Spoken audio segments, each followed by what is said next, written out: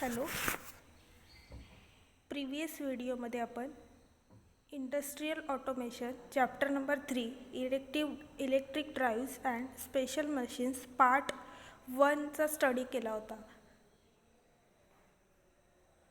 तर त्यात आपण स्टडी केलं होतं इलेक्ट्रिक ड्राईव्ह्स, त्याची डेफिनेशन, त्याचे block diagram, working, applications, advantages, परत AC मोटर ड्राईव्ह कंट्रोल, त्याची डायग्रॅम, त्याचे वर्किंग, नंतर DC मोटर ड्राईव्ह कंट्रोल, त्याची डायग्रॅम आणि त्याची वर्किंग, ह्याचा आपण स्टडी केला होता.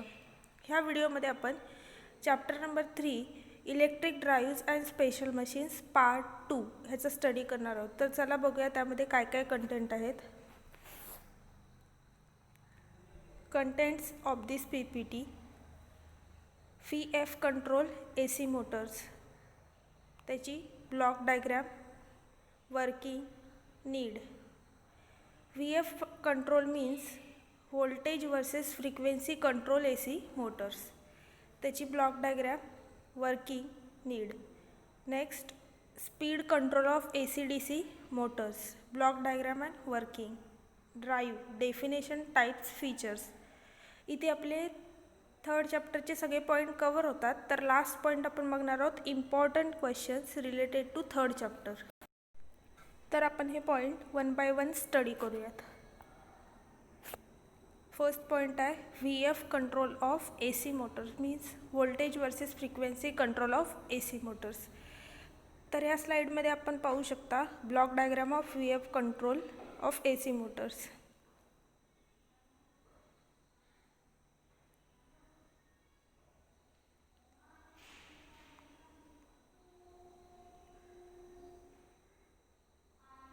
ह्या डायग्राममध्ये बघा कोणते कोणते ब्लॉक्स आहेत. PI controller, VF profile, space vector PWM generator, voltage source inverter, cap, time station, speed calculator based on capture. तर आपण त्याचं वर्किंग स्टडी करूया. Working. The overall system implementing a 3-phase AC induction motor VF drive implementation is depicted in above figure. The induction motor is driven by the conventional voltage source inverter.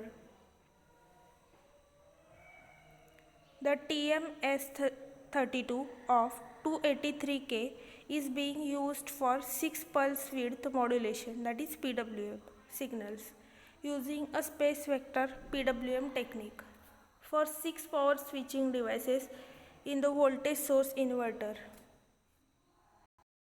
तर आपण वर्किंगचं study करूया. बघा डायग्राममध्ये आपण बघू शकता PI controller use केलेला आहे इनपुट म्हणून. PI controller means proportional integral controller which controls the overall system.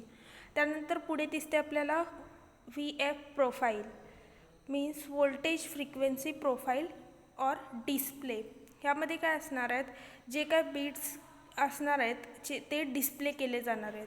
त्यानंतर आहे space vector PWM generator. PWM means pulse width modulation. Pulse width. तर स्पेस वेक्टर PWM जनरेटर काय करणार, तर PWM सिग्नल जनरेट करणार. तर इथे दाखवले आहेत बघा त्यांनी टोटल 5 ते 6 PWM सिग्नल त्यांनी जनरेट केलेले आहेत. म्हणजेच काय मॉड्युलेटेड विड्थ असलेले पल्स जनरेट केलेले आहेत. त्यानंतर त्याला DC सप्लाय व्होल्टेज प्रोव्हाइड केलेला आहे सिस्टीमसाठी. नंतर 3-फेज इंडक्शन मोटर यूज केलेली आहे. टाईम स्टेशन काय करणार, टाईम स्लॉट प्रोव्हाइड करणार. त्यानंतर speed calculator based on capture. हा ब्लॉक काय करणार, तर मोटरचं स्पीड कॅल्क्युलेट करणार according to time station. This is the working of VF control of AC motors. Next point needs of VF control. To keep the magnetic field inside the induction motor at the correct level at the same time as adjusting the supply frequency to the motor, we also need to adjust the supply voltage. The requirement is to maintain a constant voltage to frequency VF ratio to maintain a constant magnetizing current, we need to maintain a constant voltage to frequency ratio. This magnetizing current controls the strength of the field. तर needs काय आहेत त्याच्या, magnetic field सिस्टीममध्ये provide करण्यासाठी V F कंट्रोलचा use केला जातो किंवा त्याचे नीड असते. त्यानंतर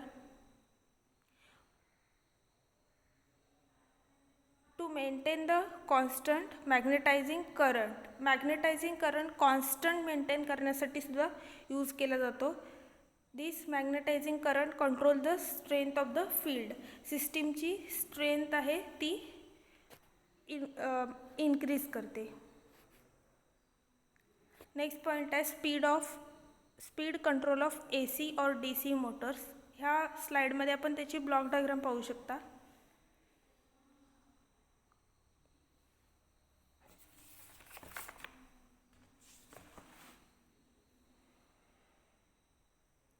तर ह्यामध्ये मेन ब्लॉक कोणते आहेत बघा. AC मीन्स AC सप्लाय दिलेला आहे इनपुट म्हणून.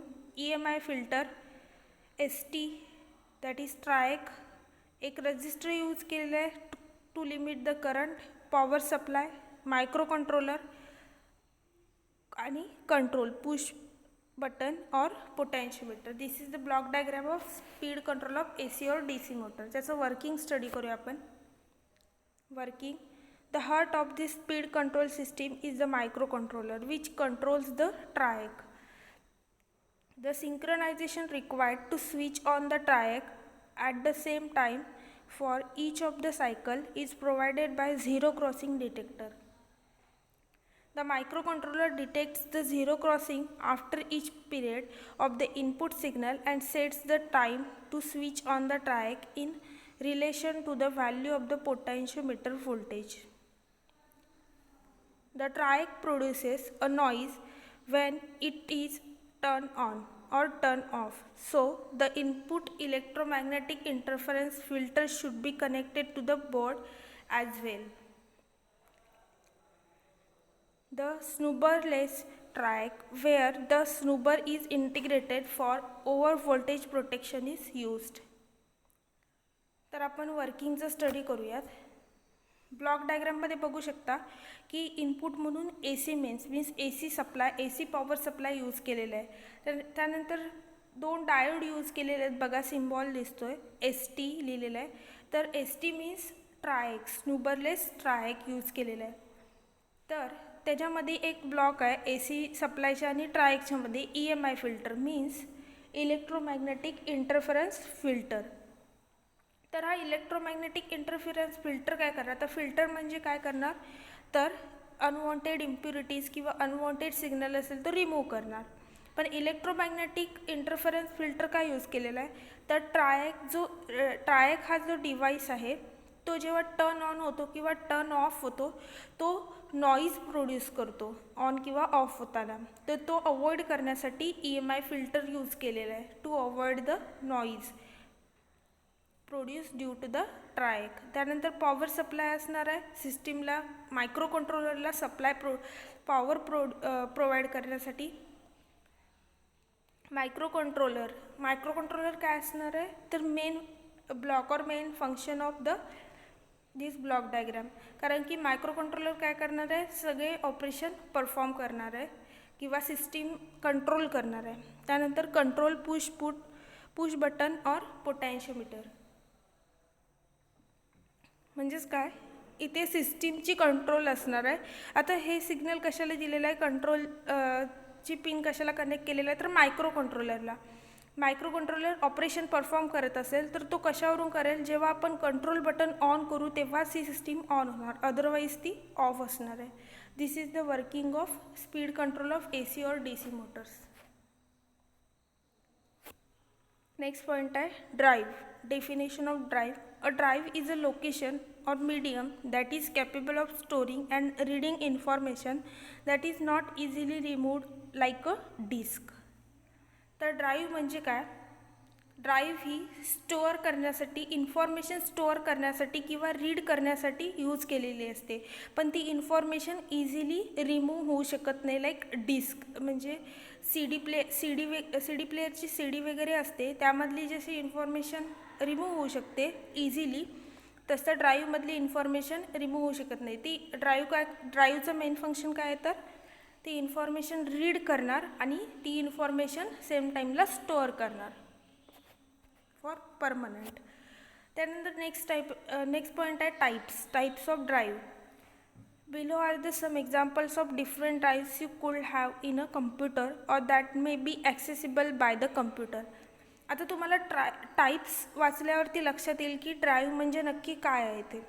Disk drive, flash drive, floppy disk drive, hard drive, network drive, local drive, RAM drive, tape drive, USB drive, super disk etcetera. तर हे ड्राईव्हचे काही टाईप्स आहेत. एक्झाम्पल म्हणून हा क्वेश्चन तुम्हाला एक्झामसाठी 2 मार्क्ससाठी विचारू शकतात की ड्राईव्हचे कोणते कोणते टाईप्स आहेत. ह्याचं एक्सप्लेनेशन काही विचारत नाहीत, पण 2 मार्क्ससाठी टाईप्स विचारू शकतात. तर टाईप्स ऐकल्यावरती तुमच्या लक्षात आले असेल, हे flash drive, floppy disk drive, hard drive वगैरे आपण सगळे कम्प्युटरमध्ये ऐकलेलं आहे आणि त्याचं आपण स्टडीसुद्धा केलेलं आहे. This is the types of drives. Next आहे features. latency, seek times, data transfer time, rate, rotational speed, error correction code, buffer or cache size etc. तर हे काही त्याचे फीचर्स आहेत. टाईम रिलेटेड असतील, डाटा ट्रान्सफर करण्याच्या रिलेटेड असेल, rotational speed असेल, लॅटेन्सी असेल, बफर और कॅचे, एरर सिग्नल्स असतील एक्सेट्रा. तर या ठिकाणी आपला 3rd चॅप्टर कंप्लीट झालेला आहे. तुम्ही काही इम्पॉर्टंट नोट्स असतील, तुम्हाला जे इम्पॉर्टंट वाटतील ते तुम्ही काढू शकता. आपण सिलेबसमधले सगळे पॉईंट यामध्ये कवर केलेले आहेत. तर मी तुम्हाला यामध्ये MSBTला विचारण्यात येणारे काही इम्पॉर्टंट क्वेश्चन सांगत आहेत. नेक्स्ट पॉईंट आहे इम्पॉर्टंट क्वेश्चन्स. फर्स्ट आहे what do you mean by drive. आत्ताच आपण स्टडी केलं त्याबद्दल. What is electric drive. आपण हा प्रिव्हियस व्हिडिओमध्ये इलेक्ट्रिक ड्राईव्हचा स्टडी केलेला आहे. जर तुम्ही बघितलं नसेल प्रिव्हियस व्हिडिओ तर नक्की बघा, त्यामध्ये इम्पॉर्टंट पॉईंट्स आहेत. फर्स्ट पार्ट आहे चॅप्टरमधील, तो पाहिल्याशिवाय आपल्याला सेकंड पार्ट काही समजणार नाही. नेक्स्ट आहे list different electric devices, explain the working principle of electric drive, state the types of drive, state the features of drive, explain VF control of AC Motors, explain speed control of AC DC Motors. तर बघा हे काही important question आहेत. ह्या सगळ्या question किंवा ह्या सगळ्या पॉईंटचा आपण व्यवस्थित स्टडी केलेला आहे 2 व्हिडिओमध्ये. तर इथे आपला इंडस्ट्रियल ऑटोमेशनचा 3rd चॅप्टर कंप्लीट होत आहे. सगळ्यांनी नक्की पहा video. Important notes write down करा. थँक्यू.